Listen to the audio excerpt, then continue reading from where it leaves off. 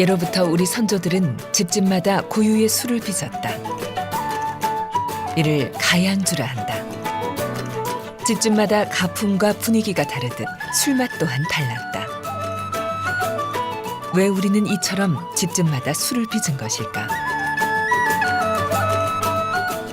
그리고 쌀, 누룩, 물만 들어가는 술에서 꽃향기가 나는 비결은 무엇일까? 맛과 배려와 예절로 빚는 가양주의 역사와 문화에 대해 알아본다.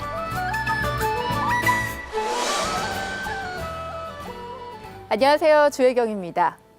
우리가 손님을 맞이할 때, 그리고 축하할 일이 있거나 위로의 마음을 전할 때, 혹은 조상들에게 제사를 지낼 때에도 꼭 놓치지 않고 준비하는 것이 있습니다. 바로 술인데요.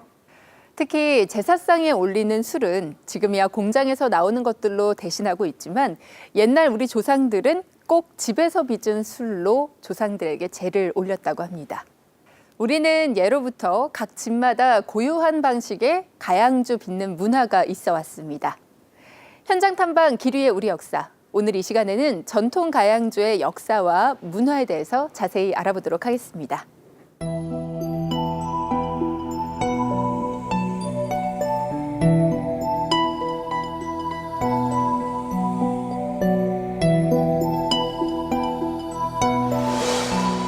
술의 역사는 인류의 탄생과 함께 시작되었다. 그 증거로 고대 벽화에서 술을 빚는 모습을 통해 짐작할 수 있다. 인류는 주로 곡류나 과일 등으로 술을 빚어왔지만 드물게 고기나 생선, 동물의 젖으로 만든 술도 있다. 우리나라 전통주의 싹이 본격적으로 발아한 시기는 삼국시대. 삼국시대에는 발효식품의 기술이 발달하였는데 이때 소금과 함께 술이 식품의 저장에 이용되었다.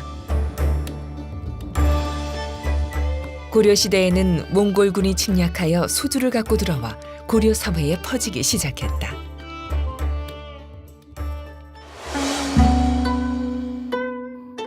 이때 술의 종류가 다양해짐과 동시에 특히 증류법이 도입되어 전대의 양조 기술과 함께 술이 더욱 발달하였다.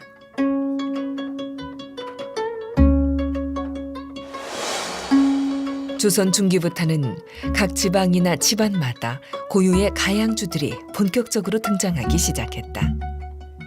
거의 한 집 건너 한 집 꼴이었다. 그래서 명가, 명주, 즉 이름 있는 집에 좋은 술이 있다고 했다.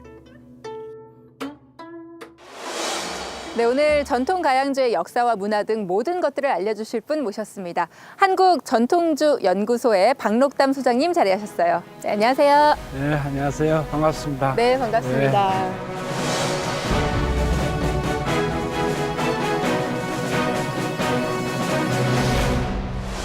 저는 보면 한국의 가양주하고 서양의 가양주하고 차이점이 있을 것 같거든요. 네, 다른 나라 술 문화는 그 나라 사람들이 먹는 주식이 아닌 푸식 갖고 빚어요.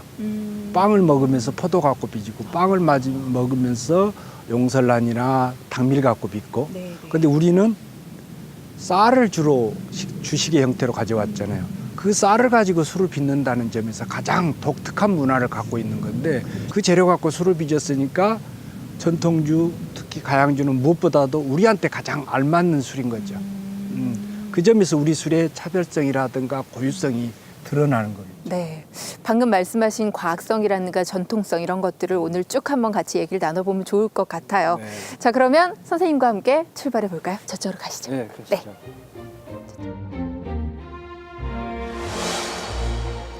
재료 외에도 서양과 우리나라의 가양주 문화에는 분명한 차이가 있다. 유럽 여러 국가들도 가양주를 빚는 문화가 있었다. 하지만 모든 집마다 빚었던 건 아니고 특별한 행사용으로만 빚었다. 나중에는 이러한 가양주를 상품화시키기도 했다. 반면 우리나라는 모든 집들이 일상적으로 술을 빚었지만 이를 상품화시키지는 않았다. 그렇다면 우리 조상들은 왜 일상적으로 술을 빚었던 것일까?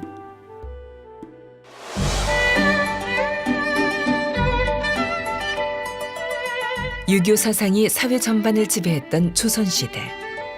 조상과 계절 세시마다 농사를 주관하는 자연 신에게 드리는 제사에서 술은 결코 빠져서는 안 될 중요한 요소였다.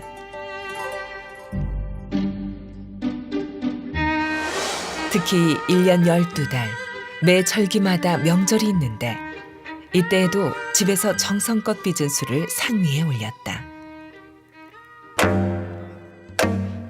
하지만 무엇보다 우리 조상들은 집에서 빚은 술로 손님을 잘 대접하는 것을 최고의 미덕으로 여겼다. 손님에게 차를 내오는 중국이나 일본과는 다른 문화다. 이것이 바로 우리나라에서 가양주가 발달한 배경이다.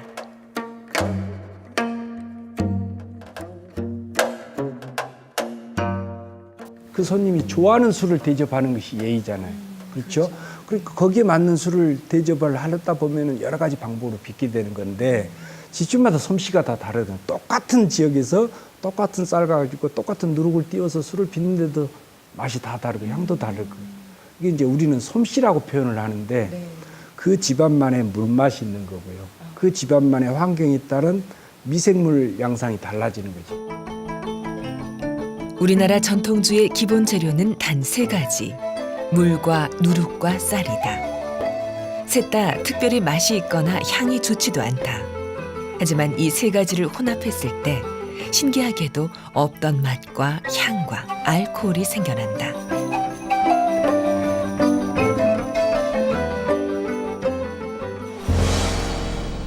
우리나라 전통주는 서양의 와인이나 맥주, 위스키 등과 비교했을 때 크게 차이가 있다. 서양의 양조법은 효모와 효소를 이용해 발효시키지만 우리나라는 누룩만을 이용해 당화와 발효가 동시에 진행된다. 일본 역시 우리나라처럼 누룩을 이용해 사케를 빚는다. 이제 평택 지역의 한 가정에서 복원한 가양주를 만나러 가본다. 이 집의 가양주는 오양주, 술 빚는 과정을 5번 반복하는 순곡주로 조선시대부터 빚어온 술이다. 일제강점기에 사라졌던 이 술을 최근 전통적인 방법으로 복원해냈다. 자, 그럼 한번 해볼까요? 첫 과정이 어떤 거죠? 뭐부터? 네, 술을 네. 반 정도 익히는 거예요. 그래서 뜨거운 불 끓는 거를 붓는 거거든요. 아, 그렇게 뜨거운 물을 부으면서 네. 계속 저어주는 거구나. 네. 그래서 음. 범벅을 만들어주는 거예요. 근데 이제 범벅을 다 한 다음에요. 네. 이제 누룩을 넣어서 만들어요. 아, 네. 30분 정도 치대야 죽 상태로 될 때까지 치대어 주는 거예요. 아유, 팔 아프실 것 같아. 그러니까 이 과정을 다 우리 가양주들은 손으로 했잖아요. 다른 뭐 주걱이나 이런 것들을 쓰면 안 되나요? 손으로 꼭 해야지 되는 건가요? 주걱으로 사용도 많이 하기는 하는데요. 네. 손 느낌하고 그렇게 딱딱한 느낌하고 틀리더라고요. 그래서 확실히 손맛이 예, 들어가야. 또 손 온도도 있고. 아, 이 같은 술빚기 과정을 4번 반복해 미생물을 증식시킨다. 4번 반복했기 때문에 기하급수적으로 미생물의 수가 불어난다. 오양주는 전국에서 유일하게 5번 발효시키는 최고급 술이다. 이게 이제 마지막 과정인 거죠. 여기가 4단계까지, 그러니까 누룩까지 첨가한 그 네. 상태이고요. 그다음에 마지막에는 네. 이제 고두밥을 넣어주는 거예요. 찹쌀고두밥이에요. 아, 그럼 이제 감칠맛이나 부드러운 맛이 더 좋아지는 거죠. 이게 이제 5번 발효시키면 알코올도수 꽤 높은 17도, 18도 정도 나오거든요. 네. 그럼 우리가 그냥 마시면 술이 엄청나게 독해요. 그렇죠. 소주보다 더 독하게 느껴져요. 그 맛을 부드럽게 하게 한 방법이 찹쌀로 도수를 하는 거예요. 아, 그럼 단맛도 좀 더 남아서 단맛이 알코올의 이 쓴맛을 가려주거든. 훨씬 부드럽게 순하게 느껴지겠죠. 네, 네.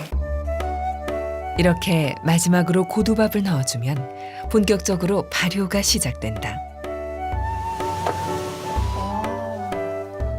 약 100일 정도의 발효 과정을 거친 후에는 6개월가량 숙성 기간을 거친다. 아, 여기에 다 만든 날짜가 네네. 적혀 있네요. 네네. 근데 여기 뭐 5개씩 적혀 있는 건 뭐예요? 그게 오양주라는 뜻이에요. 5번 했다는. 아, 첫 번째, 네, 두 번째 했던 세 거. 번째. 예. 아니, 근데 막걸리는 원래 유통기한이 짧잖아요. 이게 그러니까 신기하네요. 저희가 오양주 하는 그 기법이 1년 동안 해도 괜찮고 일반 막걸리는 한 달 지나면 진짜 변해서 식초가 되잖아요. 저희는 6개월이 돼도 괜찮아요. 예. 그럼 2, 3년씩 된 것들은 예. 오히려 숙성을 시키고 있는 과정이에요. 네, 더 계속 많이. 발효되는 거라서 발효주죠 저희 같은 경우에는.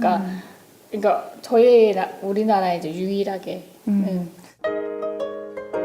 발효와 숙성을 모두 마친 술을 체에 걸러내리면 비로소 오양주가 완성된다.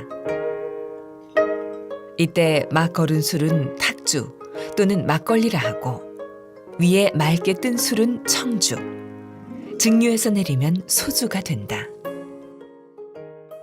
자, 이렇게 이제 상차림까지 완성이 됐는데 우리가 이제 맛을 봐야 되잖아요. 탁주와 청주 그리고 소주까지. 네. 일단은 맛을 보기 전에 우리나라 민족은 술을 참 좋아하잖아요, 소장님. 그렇다 보니까 안주 문화도 많이 발달을 하는 것 같아요. 그렇죠. 소주는 소주에 맞는 안주. 소주는 이제 독하니까 네. 위를 보호해주려면 단백질이 좀 많아야 되고 지방은 상대적으로 적어야 되고 그다음에 이제 희석을 시켜주려면은 국물이 많거나 고기 종류로 이렇게 가야 되고 막걸리는 싱거운 술이니까 술 맛을 더해주려고 음식이 지나치게 자극적이면 안 돼요. 또 수분이 너무 많아도 안 되는 거죠. 예. 한번 마셔볼까요, 선생님? 네, 그러시죠.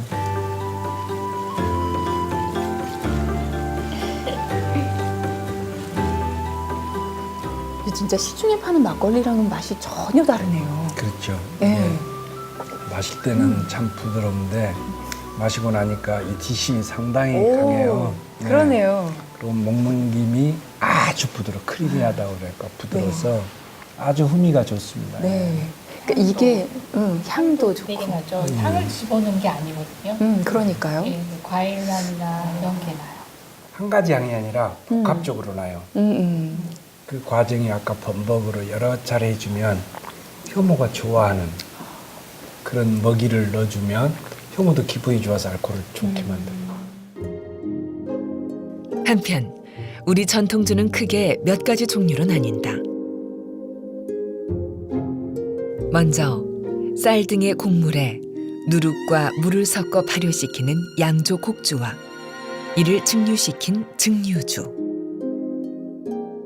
이들 곡주나 증류주에 꽃잎이나 생약제 등을 넣어 그 성분과 향기를 우려낸 가향주와 약용약주, 약용증류주로 나뉜다.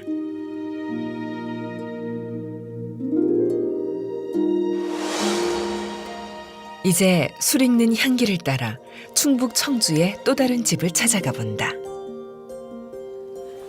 실례합니다. 이 집에서는 대대로 약용주를 빚어왔다. 반갑습니다. 추운데. 네.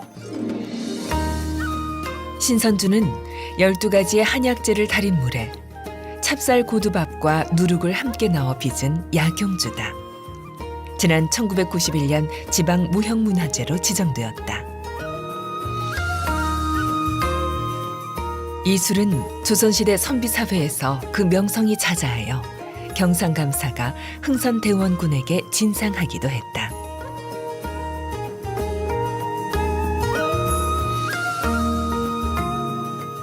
현재는 400년 동안 18대째 한결같은 방법으로 함양 박씨 집안에서 신선주를 빚어오고 있다.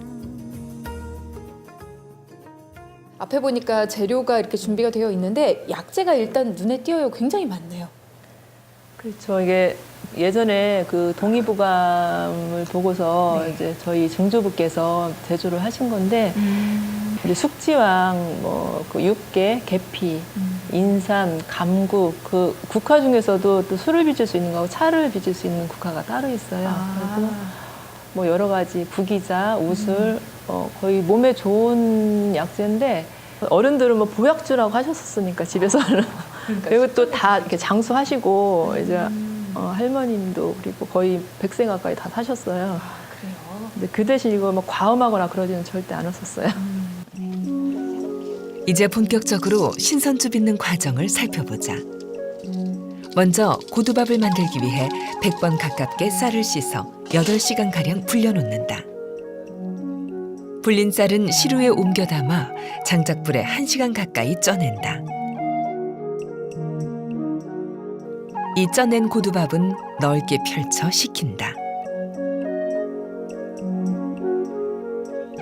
다음으로는 12가지 약재를 넣고 끓인 물을 식혀서 고두밥에 섞는다.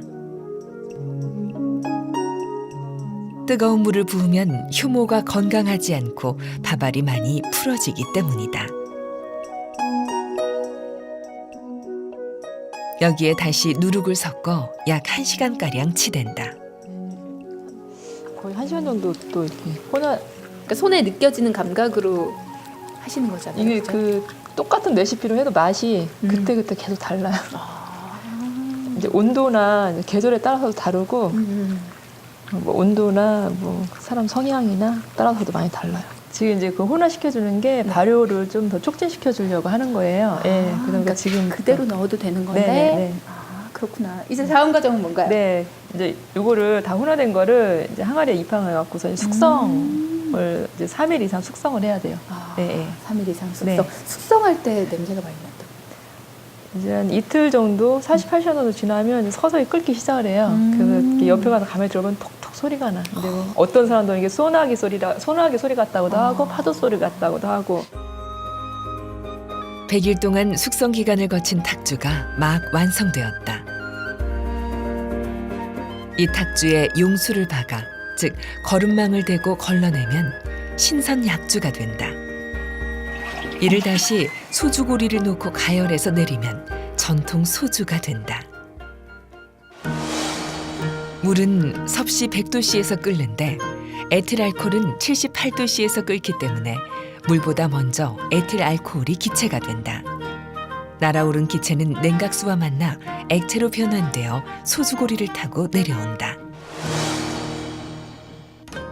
그렇게 사람의 정성과 발효의 마법이 만나 마침내 향기롭게 술이 익었다.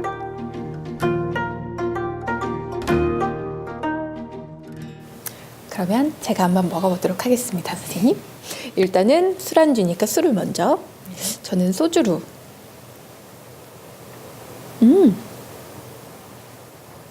뭔가 향이 꽃향기가 나는데요. 여러 가지 향이 좀 날 거예요. 좋다. 맛이 오묘해요. 맛있는데?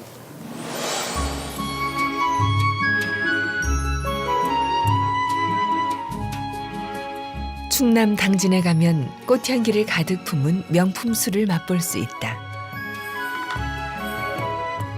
국가 무형문화재로 지정된 면천 두견주는 진달래 꽃잎과 찹쌀로 만든다. 이 고급 가향주는 봄날 진달래꽃이 만개될 때까지 밑술을 만들어 2차례 담근 후 2, 3주간의 발효와 숙성 기간을 거친다.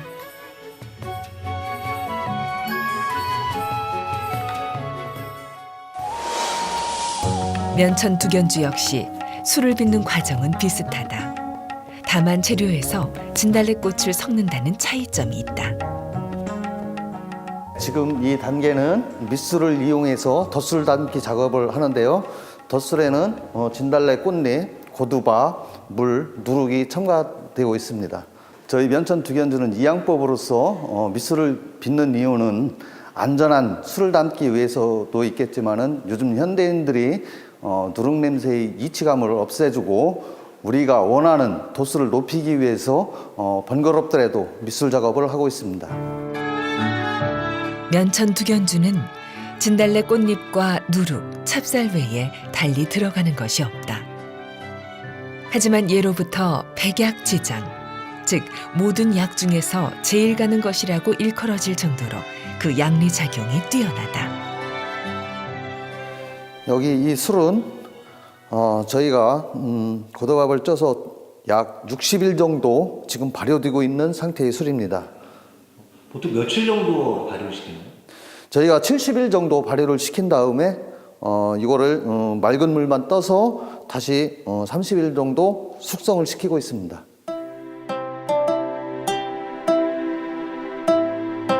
면천 두견주는 우리나라에서 가장 오래된 술로 고려시대 때부터 제조되어 왔다. 이 지역 주민들은 예로부터 면천 두견주를 약주로 마시거나 조상과 손님 앞에 정성을 다해 내놓았다.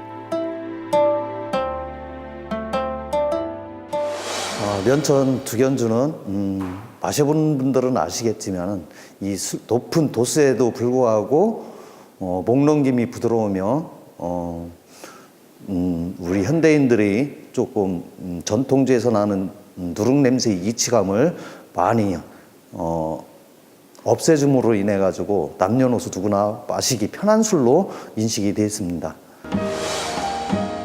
문배주는 면천 두견주, 교동법주와 더불어 국가지정 무형문화재다.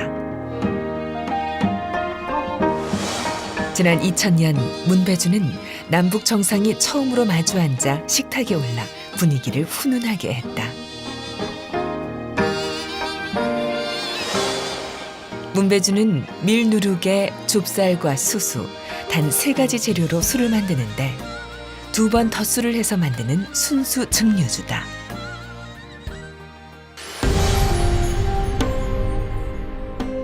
이 밖에도 조선의 3대 명주로 인정받았던 가양주가 있다. 이강주는 전주 한양조씨 가문에서 빚어오던 가양주로 소주에 배와 생강, 계피와 울금 등을 넣고 만드는 전통 약주다. 다른 전통주와 달리 이강주를 만들 때는 누룩과 고두밥을 직접 섞지 않는다. 물에 누룩을 넣고 우려낸 뒤 여기에 고두밥을 넣어 발효시킨다. 사소해 보이지만 이 작은 차이가 맛을 결정짓는다. 이처럼 정성으로 빚어낸 가양주는 우리 조상들에게 어떤 의미였을까? 조선의 사대부에게 술은 하나의 문화였으며 예술이었다. 시, 서화, 노래 등과 함께 곁들여 마시는 풍류로서의 음주였다. 술은 군신 간의 대접에서도 빼놓을 수 없는 요소였다. 나라에 큰 공을 세운 대신이나 중신들에게 임금은 술을 내려 그 공을 치하했다. 일반 백성들에게 술은 삶의 고단함을 잠시나마 잊게 해주는 좋은 벗이었다. 우리 조상들은 언제 어떤 자리에서 누구와 마시든지 술을 마시는 원칙이 있었으니 바로 과음하지 않고 절제하는 것이었다. 손님을 대접했는데 그 손님이 취해가지고 고주망태 돼서 돌아가면 그것도 결례죠.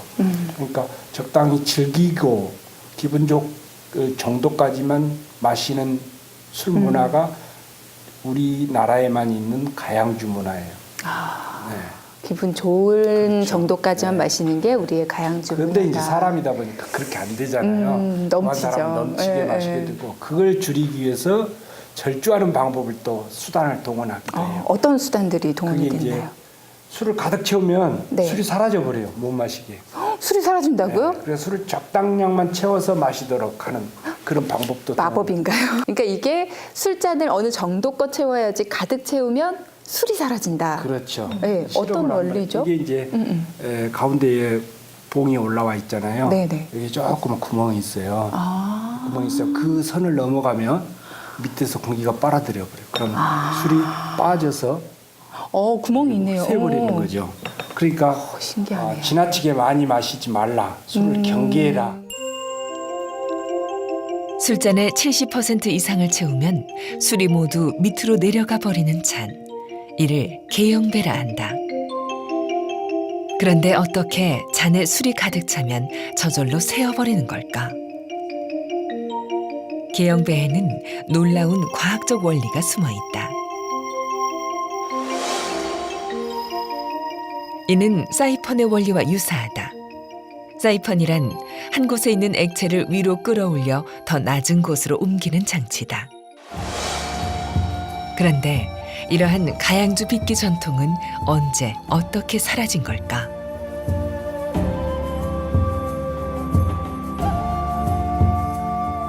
일제 강점기 1907년 7월 조선 총독부는 주세령을 공포한다. 그리고 이를 근거로 각 집마다 내려오던 가양주 빚기를 금지시킨다. 명분은 비위생적이며 표준화되지 않았다는 것이었지만 실상은 일본 주류 회사들의 독점 판매를 위해서였다. 이때부터 각 지방과 집안에서 빚어오던 가양주는 밀주 형태로 그 명맥을 간신히 이어가게 된다. 그러자 일제는 다시 밀주 제조에 대한 단속을 강화하고 모든 주류를 약주, 탁주, 소주로 획일화, 규격화시켰다. 이러한 가양주 금지령은 현대까지 이어졌고 1985년에야 비로소 정부 주도로 단속 대상이었던 가양주를 발굴하고 무형문화재로 지정하게 된다. 하지만 그것에 들인 시간과 정성이 무색하게 우리 전통 가양주들은 외국 술에 비해 재대접을 못 받아왔다. 다행히 최근 들어 우리 전통주를 살리기 위한 움직임이 조금씩 일어나고 있다. 지금은 그래도 이렇게 젊은 친구들이 이제 가양주를 배우려고 많이들 노력하시고 그래서 정말 그건 너무나 좋은 것 같아요. 좀 기특하고 여기도 또 이렇게 소믈리에 하는 친구들도 와인 소믈리에 좀 오래 하다가 아 우리 뿌리를 찾아야 되겠다 해서 전통주 쪽으로 또 요즘에 붐이에요.